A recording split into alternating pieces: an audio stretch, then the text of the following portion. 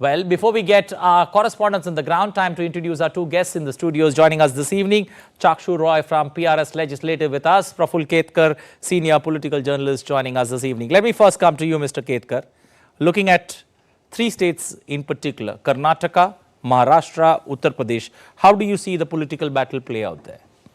See, Maharashtra for me would be the most interesting battle because we are first time seeing two NCPs, two Shiv Senas, and and in specific this particular phase where the power bastion is going for polling, that will be Baramati and Mada will be the most interesting seats. Whether the traditional Sharad Pawar supporters, they stay with him or they actually move with Ajit Pawar to the new form of NCP that has aligned with BJP.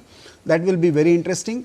When it comes to Uttar Pradesh, Gujarat, I think it's, what we have seen for last almost 20-25 years, it has become sort of bastion for BJP, and just we have to see how much, of that chunk of 26 seats BJP is able to retain. But again, in Uttar Pradesh, it is as you mentioned in your initial report, the dynastic bastion of Mainpuri.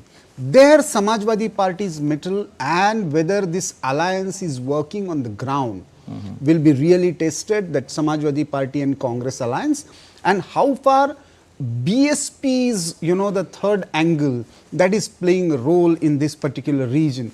That will be, very, very interesting. Chakshu, looking at the 93 seats that go to polls, anything interesting that comes up purely in terms of issues or dynamics that have changed from phase 1 and phase 2? Actually, a couple of things, but before I started my comments, I just saw that Ketkar Saab has the indelible ink on his finger, which means he's voted, and yes. And I'd like to commend him. I think all of us should go out and vote when our phase comes.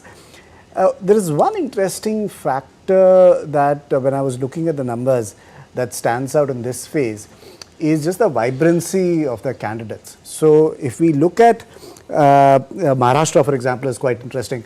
I think Osmanabad constituency has about 77 nomination files, and on average there are about 23 candidates on the ballot unit per constituency.